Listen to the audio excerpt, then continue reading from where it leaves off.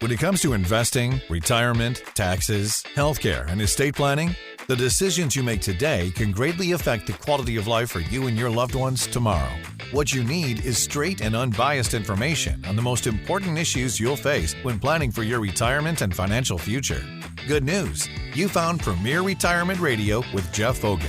Jeff is the founder of Premier Retirement Planning and Wealth Management, and he's been guiding people financially and into retirement for 30 years. So get ready for an hour of the most comprehensive financial information on the radio. Premier Retirement with Jeff Fogan. And now here's Jeff Fogan and Jeff Shea. Thanks so much. Welcome to Premier Retirement with Jeff Fogan, the radio show that gives you the straight talk and honest answers you need to help you reach your wealth management and retirement goals through smart investing and careful planning. On today's show, we're going to be talking about current events, then we'll answer listener questions, and then we'll talk about 6 ways to make your portfolio more income focused as you get ready for retirement. My name's Jeff Shea, and as always, I'm just here to ask the questions, but the words of wisdom and solid advice, they come from the other Jeff in this radio program, Jeff Fogan, founder and president of Premier Retirement Planning and Wealth Management. Hey, Jeff, how you doing today? Hey, I'm doing really good. Thank you. How are you doing? I'm doing great, thank you. Always glad to hear from you, Jeff. And of course, always glad to talk to fine people here of the greater Tucson area and also our friends up in the Mesa area. Anybody listening to us on the radio, we're glad you decided to make us part of your weekend. Jeff, let's dive into current events here. You and I were talking off the air about Trump's first 100 days in office. It's been more than 100 days now, but I sort of wanted to recap and go back a little bit and talk about some of the things that he planned to do in the beginning. I know that he made a lot of changes in the first few days. So let's talk about the first 100 days of Trump in office.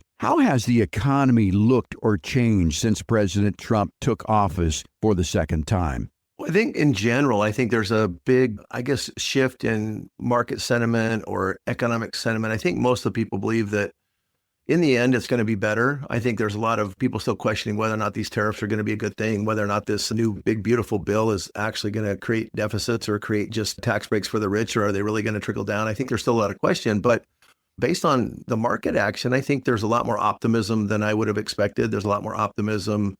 I think that we're going to pull through and make this thing happen. I also think because every time you see Trump, if the market looks like it's faltering, he comes up with some new thing like, oh, we're going to put tariffs on hold, or, oh, we're going to do something different. Don't worry, buy the market. So he's really good at selling, the level of confidence that keeps the market from tanking. We've been in a recession since 2022. If you look at the economic numbers, they haven't really been growing. They had expectations of 25% income growth in earnings a few years ago and got negative to 1. Next year, they're looking at 14%. So that's optimistic, but it's still lower than it was when we had flat earnings. So we may not still see those earnings on an overall basis if we look at growth of the total economy. We do have some bright spots. Certain economic sectors are doing well. We've still got a lot of things that used to be hampered by regulatory controls, by environmental controls, EPA and so forth, are lifted. So a lot of those companies, like energy related especially, are have an opportunity to thrive. Certain technologies that are involved with AI are going to thrive. I think the defense technologies and things like that are going to be open to some growth. So there's still some bright spots in the economy. However, people are still paying more for bread and gas and eggs than they used to pay. We're seeing those prices come down. So we're seeing, some things that are good enough to build some confidence in the American people to not have this capitulation or this frenzy or this sky is falling attitude. I think we're getting towards the election time. Man, if things don't change, we're in a crash course with a big time recession. I'm not saying we're not still going to have a recession. I don't think we're going to able to really skirt the cycle. However, there's 2 ways to get out of this cycle where the market is so overvalued that it is. And that is keep hyping the market so it doesn't plummet. Keep creating an environment where earnings and companies' earnings can actually grow. Create an environment where people can actually pay less for things that they need on a daily basis so they have extra money to buy those things, which make earnings happen in those companies that are public that can return a good dividend or return growth on investment. I think eventually, if we can just kind of weather the storms ahead, maybe in a couple of years, the earnings can actually grow to a point where the present value of the stock market is actually more in line with reality. But I think there's a lot of foundational work being built right now. I think Trump's a smart dude. I still have got my own little questions about increasing the deficit to the extent that the big, beautiful bill seems like it's going to do. I still have a question on whether or not tariffs are really going to work to the extent that he thinks they will. Every time he puts them on pause and says, oh, maybe not, maybe we won't do tariffs, the market loves that. And so I think in general, people believe that tariffs are going to be more of a hampering thing to the economy and to the markets than a help. I think once we get them figured out and once we get a free trade agreement and once we're all playing on an even playing field, I think we'll realize that other countries know that they really can't do their own thing without dealing with Americans. We're the biggest consuming nation on the planet. And, I'll bet we consume probably a third of everything consumed. It's crazy to think that, but I think that's probably not too far off just based on how much trade and how much consumption is done here. So every country in the world has to deal with the U.S. So they've got to come to grips somehow with this tariff or this free trade agreement or this at least equal trade agreement or fair trade, something to build a nice foundation for growth.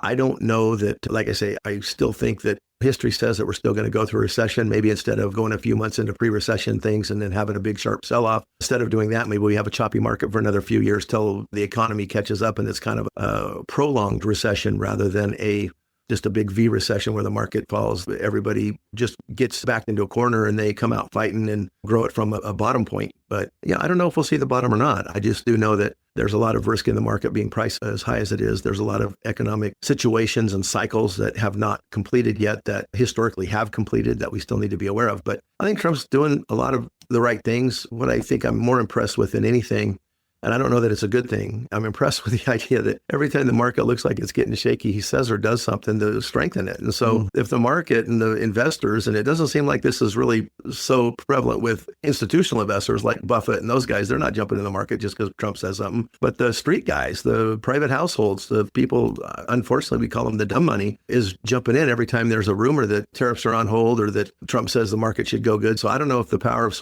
persuasion or just the power of his voice is enough to continue to prop up the market long term. I tend to believe that the market will end up doing what the market's going to do.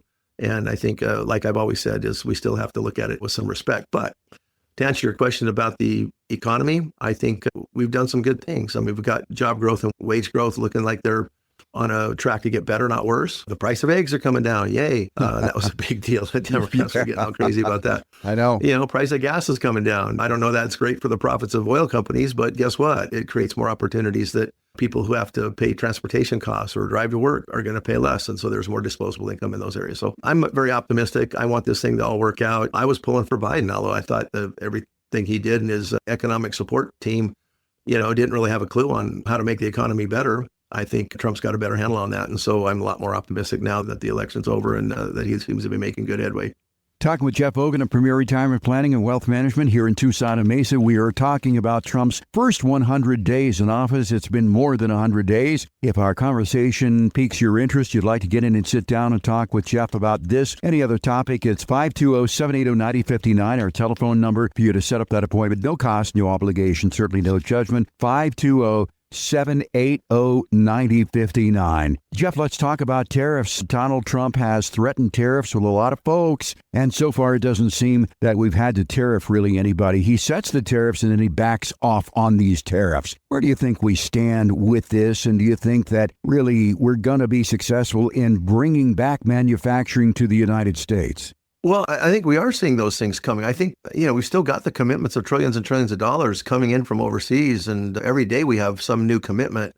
And even companies are given tax holidays to foreign countries to come and build their factories, not just anywhere in America, but in their state. I think Texas just did one with somebody, I can't remember, it was worth a few $100 million that they're going to give them in tax breaks just to make it there instead of someplace else. I think that's great for states to do that. It helps their own workers. I think Trump, and he's the book, The Art of the Deal. He has the art of the deal. I'm not sure I necessarily agree with all the art for him in there because it typically, in many ideas, there's only one winner. It's not always a win-win. But I think what Trump wants to do is he wants to start so outrageously one-sided that the other people think when they finally compromise and everybody gives in, it still leans towards the Trump side. And that's kind of how he's been able to make deals forever.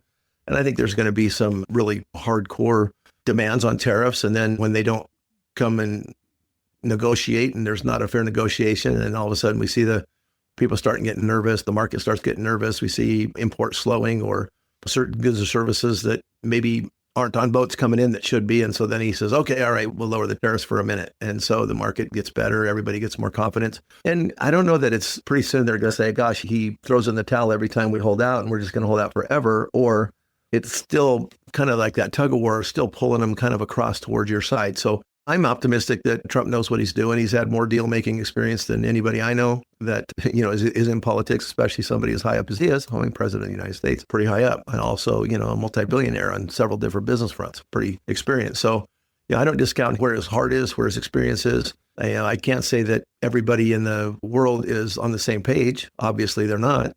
And I don't know that it's all going to come out just as a landslide victory for Trump and the tariff war, but I think it'll all end up working out because he knows what he has to do to make sure that America doesn't crash and burn. And we've seen that every time it looks like even the market's going to have a hiccup, he tries to intervene and say, no, not yet. Let's just put things on hold for a minute and let's try to work these things out. So I hope that's what happens. I'm optimistic. There's a lot of things that I can't control.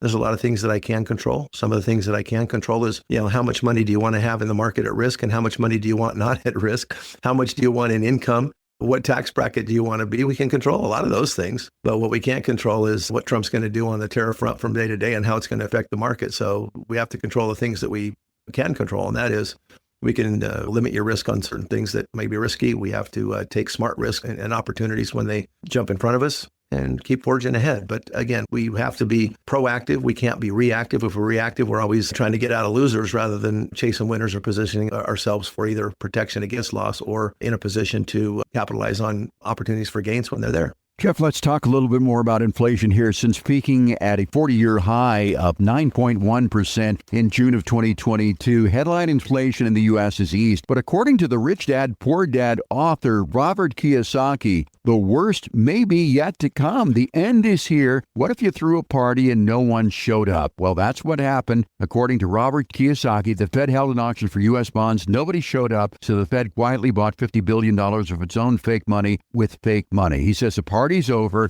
Hyperinflation is here. Millions, young and old, are going to be wiped out financially. Robert Kiyosaki, I don't know that he would be a credible source to believe in. What is your opinion on what Kiyosaki says? Well, I don't know. He's probably filed bankruptcy as many times as Trump. He's built a fortune. He stole a bunch of information from another motivational financial guy a long time ago. I know the story mostly from the inside, but because I know the other guy who gave classes, he wrote Rich Dad, Poor Dad and took credit for it. And, it got him a lot of traction. And there's a lot of really good things in the Rich Dad, Poor Dad discussion, but I don't think that makes him necessarily a guru in business building. Like I say, he's made comments about doing things and he's lost on as many as he's won. He bought oil when there was a big oil sell-off, he bought some options futures and made millions of dollars on that, and he got lucky, and so he's the guru on options now. He keeps on touting, buy silver, I think it's going to the moon. So he's on TV advertising certain things, and you wonder what his agenda is. I think he's more agenda-driven. He's trying to sell books. He's trying to sell his courses. He's trying to sell memberships. He makes his money that way. Most people are motivated more by fear of loss than, motivation to get out of your comfort zone to gain something. So he's kind of more of the fearmonger. And that doesn't necessarily mean you shouldn't respect what he says, because some of the things he's talking about could happen. I think he's just explaining the extreme level of what could happen rather than, well, it could kind of tend towards this area. So let's be careful. And, I've been talking in many cases, in many of these programs along the same lines, not as big of a deal. It's not like it's a balloon that's going to leave everybody hanging financially and everybody's going to be homeless, blah, blah, blah, blah, blah, like Kiyosaki seems to make it look like. I'm thinking, hey, there's a lot of people that's going to get hurt financially if these markets correct and if the cycles do what they've done in the past. And if we have more market corrections that are probably more due than not due, and people are going to get hurt. But you can protect yourself from getting hurt. Not everybody's going to be homeless. Not everybody's going to get hurt that bad. Not everybody, has all their money at risk. He's talking about probably a lot of people that are a little bit duped by the cheerleading of the stock market and Wall Street and hype and all the bells and whistles and things you hear about and all the flair and all the cool things that it's sexy, it's got appeal. And especially for the layperson that hasn't been through any market crashes, I think they might get a little bit over exuberant, maybe overconfident. And every time we see the market go down, it bounces because somebody says something or does something to correct the downtrend. And they've been pretty good at it for the last more than a decade. It's been almost 2 decades now since the 2007 crash, which is the last big one that was prolonged and probably caused years of damage. The last few have been short-term, bounce back pretty quick. And I think we've gotten used to thinking that that's the norm. And I don't know that it is. So again, I think going forward, you have to be cautious. I think anybody who has credibility, who has been in the industry and has been a voice that people have listened to and has been right once or twice on a big macro level like Kiyosaki has, I think it's worth listening to, but I don't think you sell everything and just go down Kiyosaki's road. I think you use his information along with the rest of the stuff, what Buffett's doing, what other people are saying we should be concerned about. There's some big voices that control the market. Jamie Dimon's one of them, president of JP Morgan. A lot of the big banks move and shake and do stuff. Sometimes we think that the Fed, listen to the Fed, whatever they say, moves markets, and that's by and large true. The Fed tried to go and sell some bonds. That was actually interesting. Selling bonds is actually taking money out of the market rather than buying bonds, which puts money in. So they're trying to take money out of the market, which actually is to curb inflation. And it seems like inflation's been pretty much kept in check lately. It isn't growing at the 8 or 9% anymore. It's in the 2 range where we want it to be. So I'm not sure why trying to sell bonds and bring money out of the economy is necessarily that great of an idea, because it tends to be a little bit more inflationary. Well, it tries to be deflationary, but it's inflationary from the standpoint that you're issuing bonds at a really high percentage rate, and the government is in charge of paying those debts back. So we're basically increasing the debt service by offering bonds at these higher interest rates. And I think that's long-term not a good thing. That's just going to dig us more into debt. So I don't know if that's just Powell's way of, shoveling more poop on the pile for Trump to dig out from underneath, because it's already been, there's a big pile of stuff out there that we've still got to kind of find our way through before the economy gets out of what we're basically in, and that's stagflation, which is worse than, I think, recession. And I think that's really kind of where we're at. So instead of a recession where we just have a nice sell-off, everything kind of resets, people lose some money, they regroup, and then they start on a good foundation, the stagflation is no growth with a little bit of inflation that makes it harder and harder to buy things. So it makes the economy go slower and slower. So we've got to dig out of that problem, which takes a lot longer. And it may be the way we keep from having a 50% market crash, but it just means it's longer to get to that safer ground, or to have that foundation under our feet to where the market looks more sensible to invest in again. I think we're still a little bit ways away from that. That doesn't mean they're not sensible investments. We've been doing really good on our growth portfolio. Those people that want to take risk have done pretty well last year. And April wasn't a good month, but this month's been great. We've been able to beat the market. But the market is an index of a lot of stocks. There are opportunities out there in spite of what I would consider a flat to not thriving economy yet. But there's always opportunities for investment if you look right. And there's also opportunities to get good upside while protecting your assets, which if you're retired, you should do. If you've got a long-term horizon, the market's still a great place to invest and dollar cost average into, regardless of what type of fluctuations we have in the next few years, whether it's choppy, whether it crashes, whether it rebounds. If you're just starting out, you're not making life-changing events if you lose half your portfolio. However, if you're just getting ready to retire and you lose half your portfolio, that might put you on a little bit edge, and where you don't want to take risks and you don't have the time frame to wait the market to get back, and you end up locking the losses that you can't afford to do, and you can't afford to derail your retirement that way. So again, it depends what stage you're in, how you want to look at the market. I think when we're looking at what happened with the Fed, trying to sell bonds, a party that nobody showed up to, and Kiyosaki's comments, I think it just reminds us that just because the market has a few good days, or just because the people on TV say it's safe to invest, you still need to be cautious and only take risks you can afford, not take risks that you can't afford.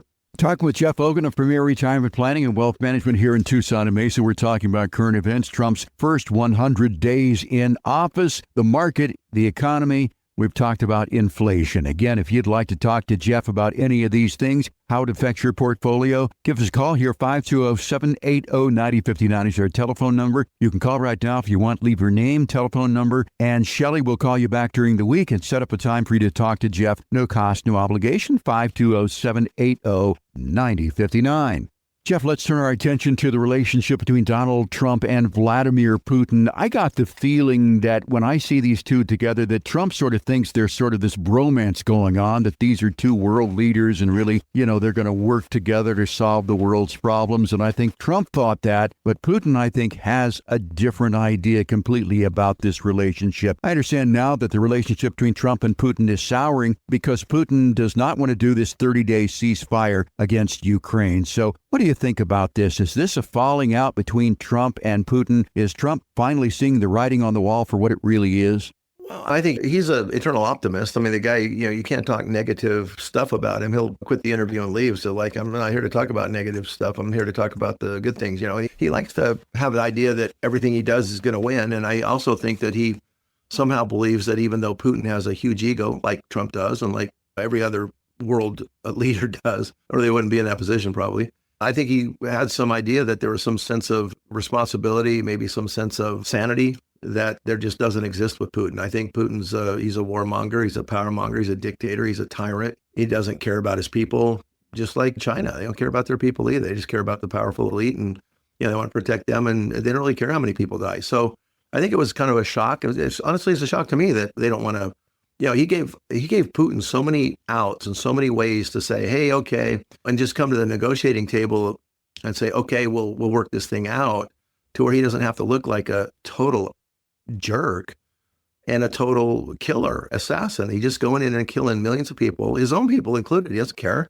It's somehow, he just wants that because he's so afraid that if Ukraine joins NATO or they somehow become a democracy and a free world and, a capitalist society, and they're not under the thumb of Putin, that, he loses a lot of power. So somehow he won't let him go. He wants to force him to stay. He wants him, just won't let him, move on, because he thinks that's a bigger detriment than losing a whole bunch of his population and continuing to fight till he dies, I guess. I don't know. I've heard rumors that Putin's had some health issues and may not be around a long time, but I don't know about that. He may be around another 20, 30 years. Who knows?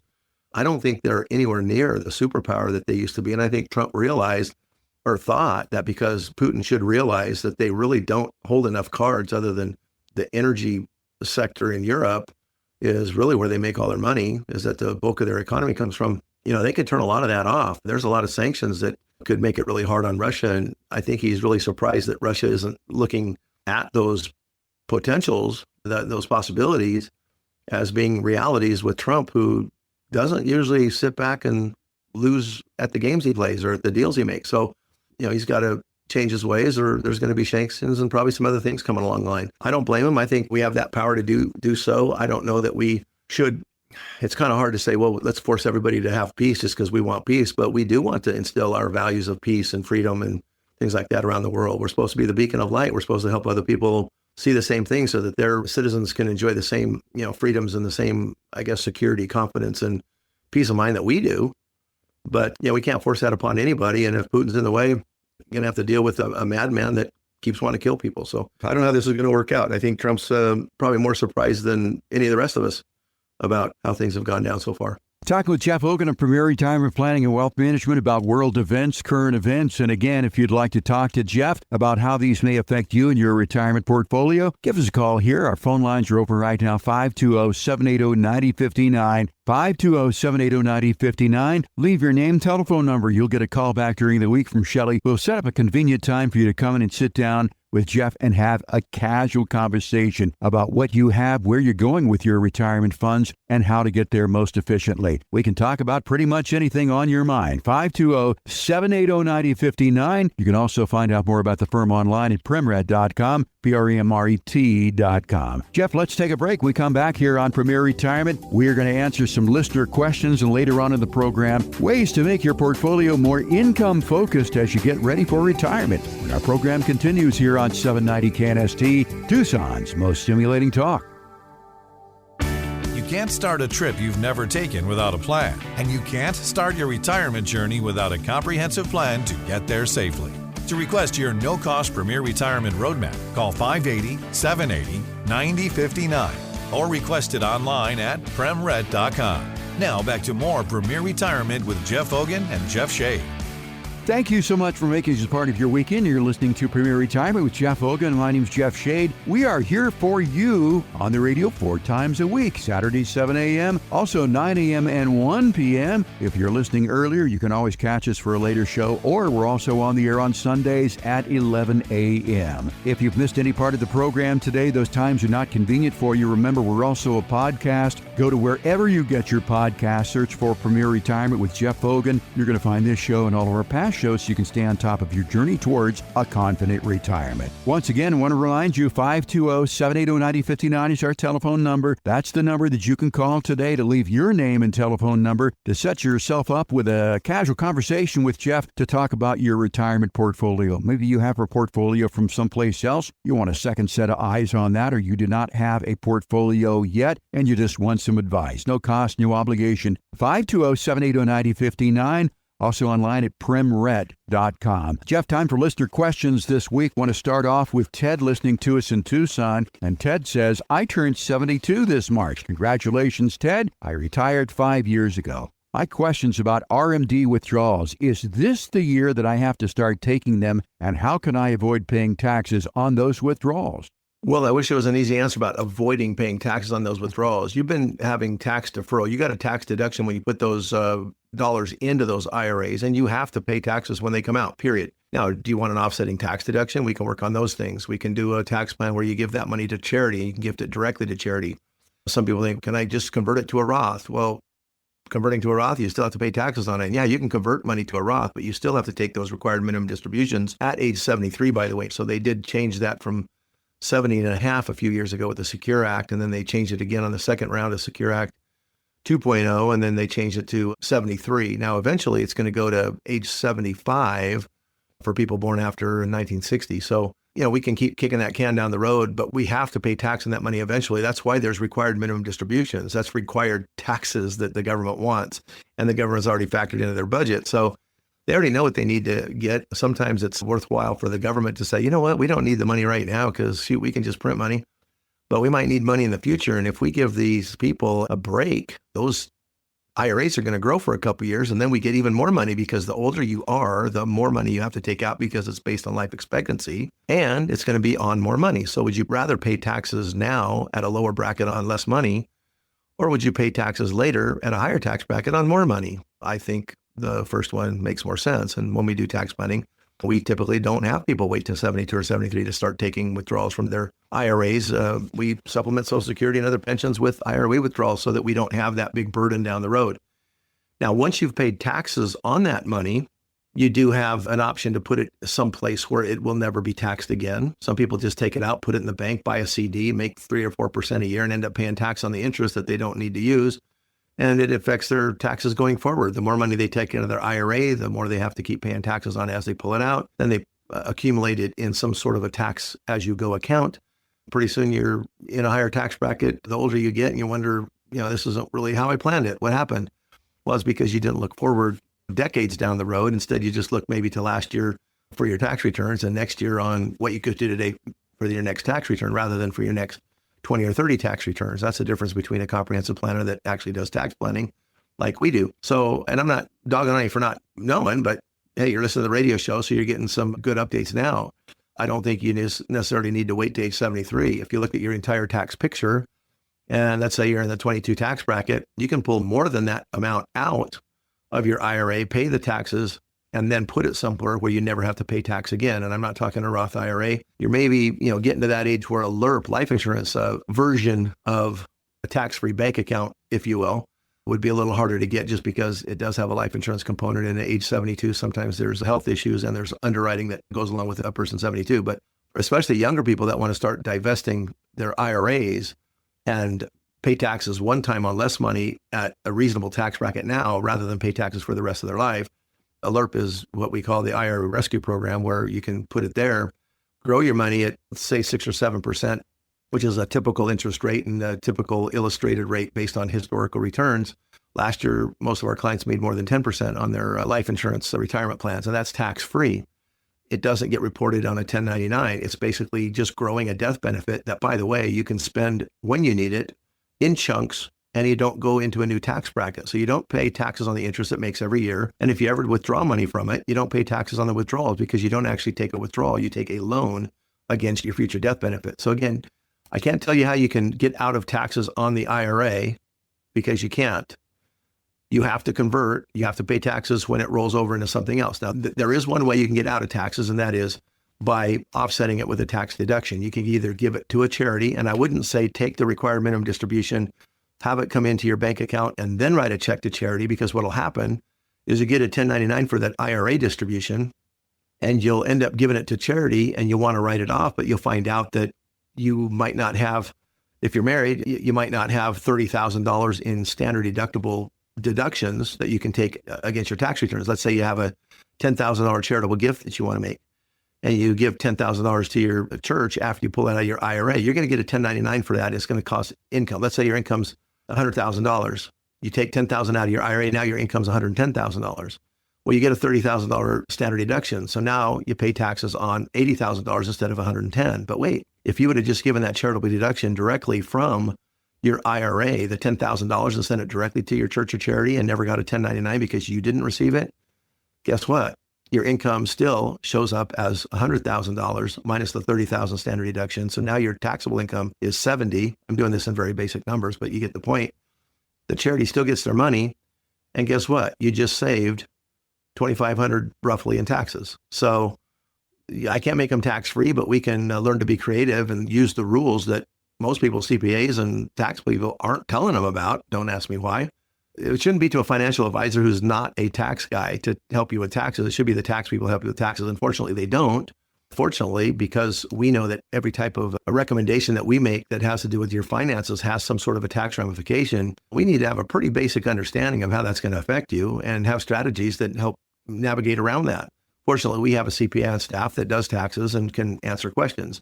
My son Taylor is a CPA. He's joining the firm. He's finally gotten rid of his outside extracurricular activities, learned business in the real world, managing billions of dollars in real estate and different other very highly respected skill set. But he's a tax guy too. So I have CPAs that can actually legitimately back us up with tax advice. So that's a little bit different than maybe some firms. But you brought up that tax question, Ted, and I wanted to kind of elaborate a little bit for the listeners that there are some things that you can do on a planning basis.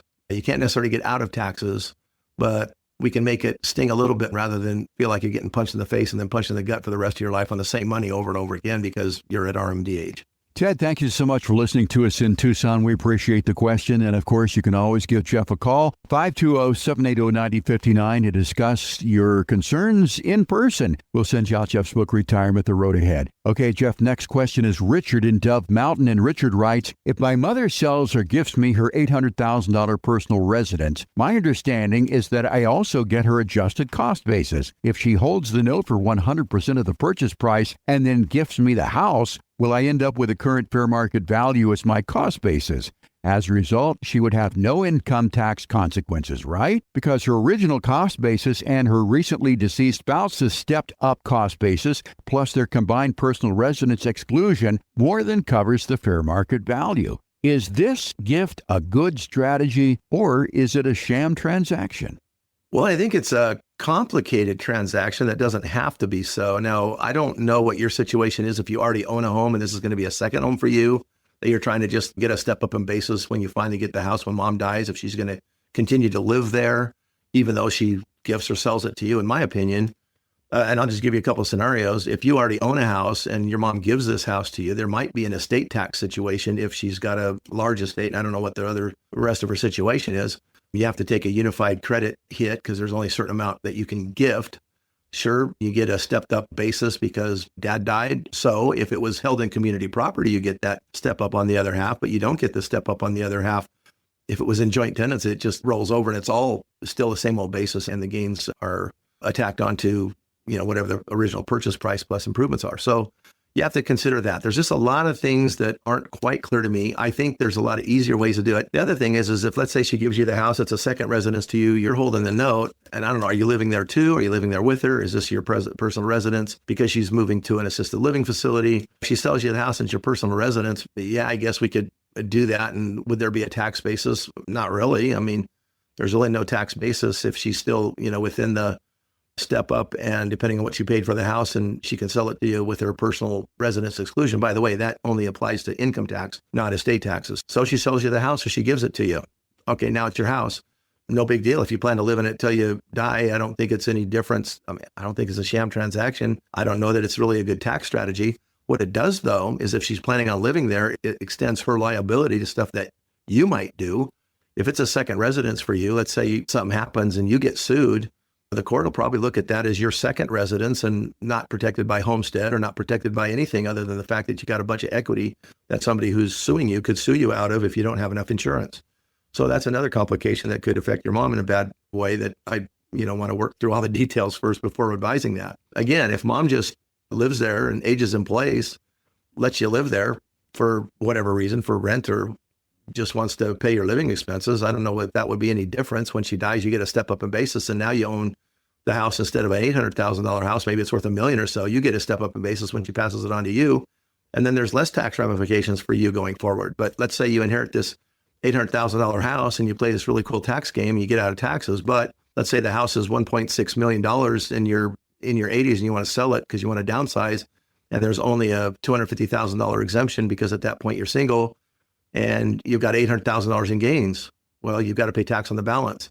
What if you wait till mom died and let's say the house is worth 1.2 when she dies, and now you get a step up in basis, you end up wanting to sell it when it's 1.6, there's a $250,000 exclusion. Now you only pay taxes on $150,000 instead of 600-ish or 550. So I don't know. I don't see the benefit of doing it. I think there's more benefits maybe doing it another way.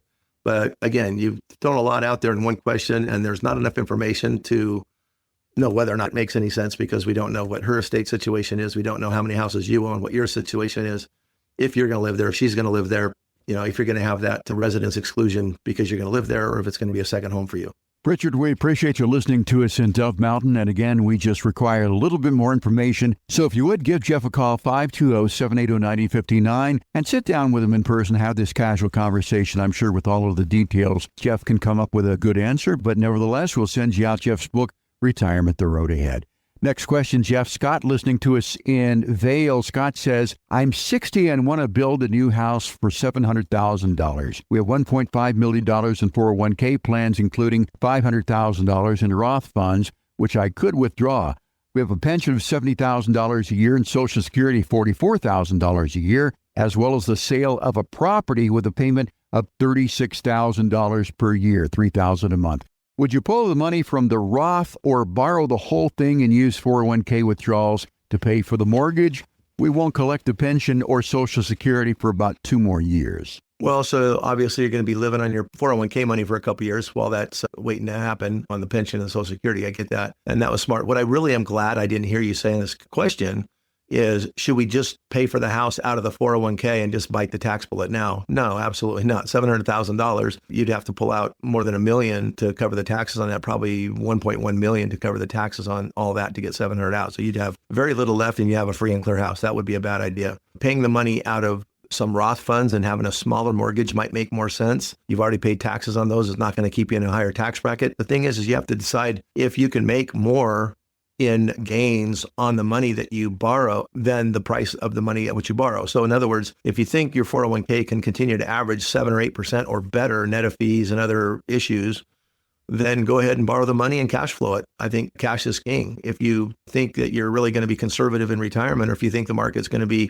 fairly choppy over the next decade, and we're going to go into this lost decade type phase like we did in 2000 to 2010, after the market was in a similar position than it is today. At that time, it was the dot-coms. At this time, it's the AI hype and severe overvaluation in the stock market. If we go into a lost decade where you make zero in the market, then it would be probably smart to buy a lot of that mortgage down with some of that Roth money and maybe enough of the IRA money to pay it down quickly, but not so much IRA/401k money that's on a taxable basis where you'd be pushed into a higher bracket than 22. And if you could possibly live in the 12% bracket or the 15% bracket while you're doing this, that would be ideal. But I don't know if that's really feasible because in the future, when you have your pension and your Social Security, you're going to be pretty much knocking at that 22 or 25% bracket door anyway. So it wouldn't bother me if you could keep yourself in the 22 bracket and maybe pay down that mortgage if you don't think you can make at least 7 or 8%. Honestly, I think with the interest rates as high as they are on mortgages right now,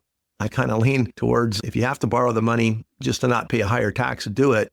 But maybe you pull that money out and have kind of an accelerated pay down over the next 5 to 7 years to get rid of that note and still make money on your 401k and IRA in a conservative, responsible way without taking too much risk.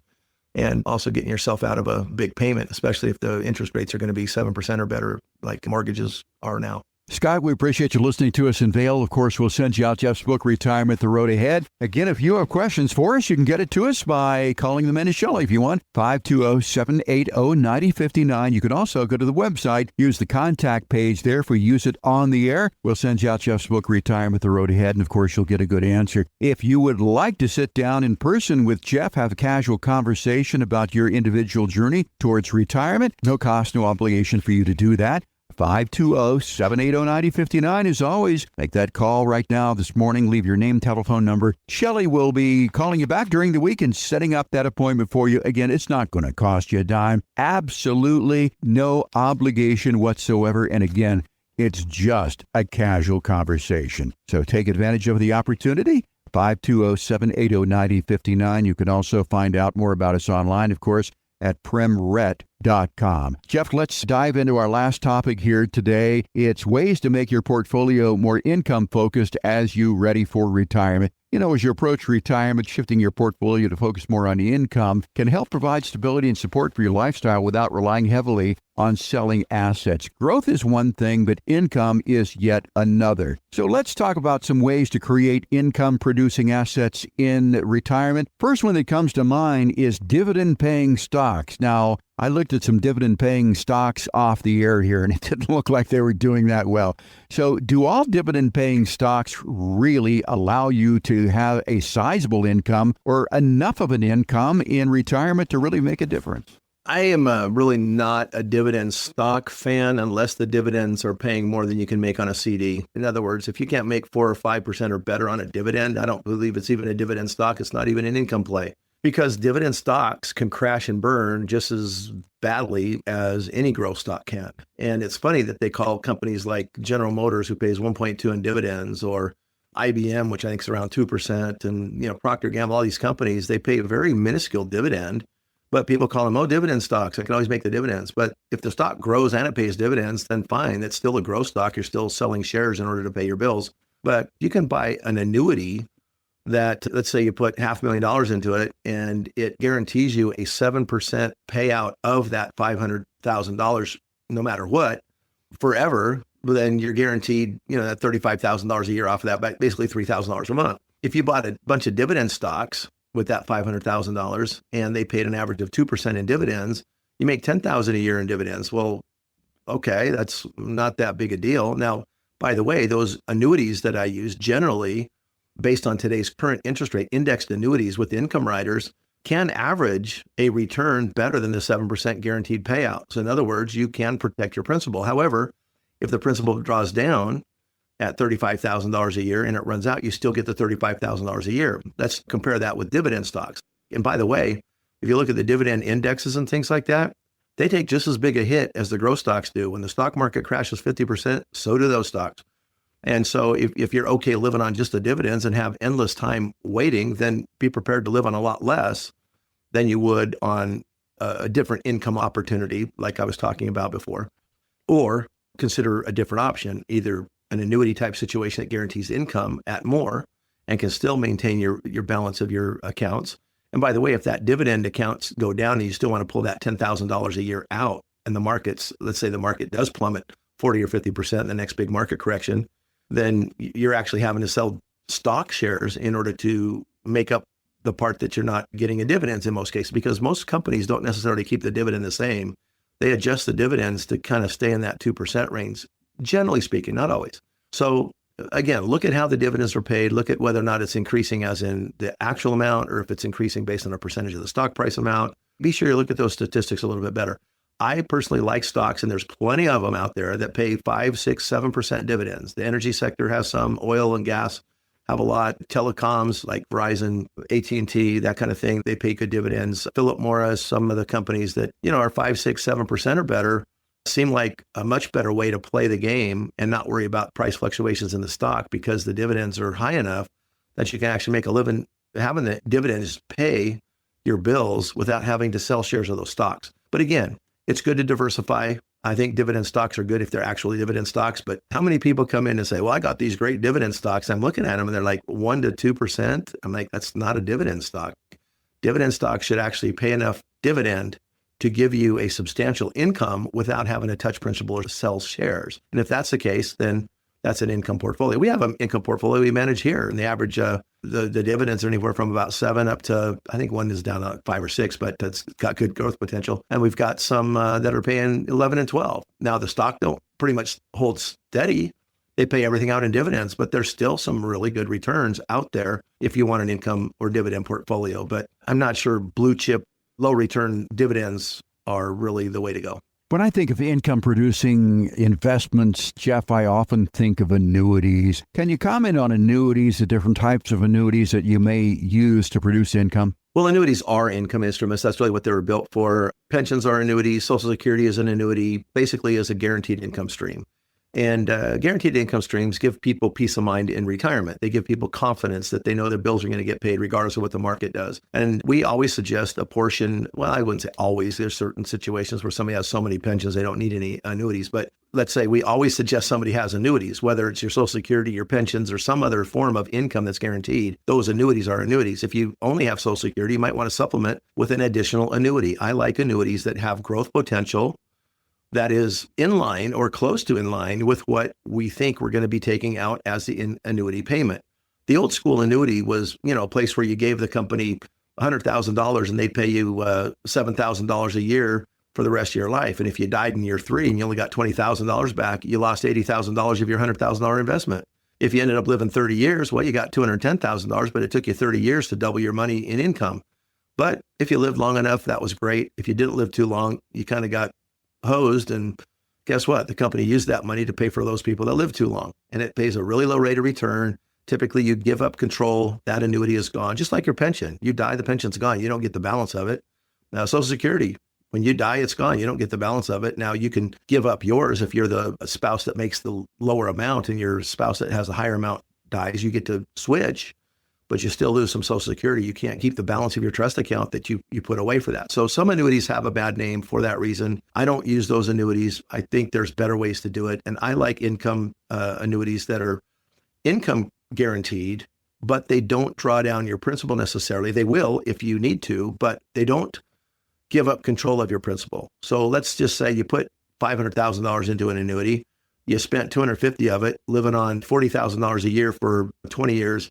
And you put $500,000 and you spend $800,000, 20 years down the road, you have $250,000 left and you die. Well, wouldn't it be nice to have that $250,000 still go to your spouse? Or let's just say, hey, I'm going to a nursing home. I need the rest of that $250,000. I can't live on $40,000 a year. I need $70,000 or $80,000 a year for the next 3 or 4 years to cover my extra expenses that I'm going to my assisted living facility or my nursing home.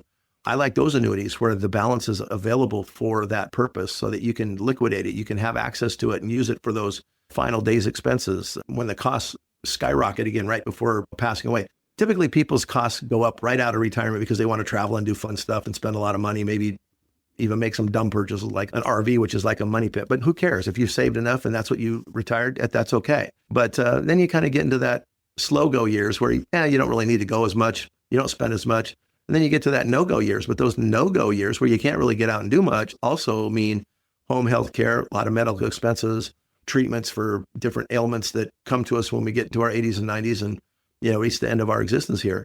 And then, of course, there's those final days that you might have to have more extended care and need to spend even more money. So again, the income, if you talk about annuities, I like the annuities that I use to be flexible. You stay in control of your principal. They have the potential to make more than a CD or any other investments. In fact, they have a potential to make more than the interest or more than the money that you're pulling out every month. Now, annuities are typically built to make a payout based on you drawing down not just the gains, but also some of the principal, which is fine. So he said, well, I just want to live on my income. I don't want to live on my principal. Well, that's fine. What if you put half your money into an annuity that was expected to draw down to zero over the next 20 or 30 years, but you didn't touch the other half because let's just say you have $1 million, and, annuity might pay you $60,000 a year forever, but you lose the balance of the account. Well, what if you put $500,000 in that account and made $45,000 a year in income and supplemented with the other money and had that account grow from $500,000 because it averaged 6 or 7%, but you only took out maybe 2 or 3% of it. You ended up with another $1 million when the other account ran dry. Again, you aren't really drawing down your net worth. You're just taking your money out of different buckets that are more efficient for income. So I like mixing annuities. I like indexed annuities with protection on a principal, good growth potential, and a guaranteed income bigger than the 4% rule, bigger than a straight payout annuity, and bigger than you'll get in most pensions. And those do exist nowadays, especially lately when interest rates are higher than they have been in a long time. We're talking with Jeff Logan on Premier Retirement about ways to make your portfolio more income focused as you get ready for retirement. Again, if you'd like to talk to Jeff about income producing products in your portfolio, give us a call here at Premier Retirement.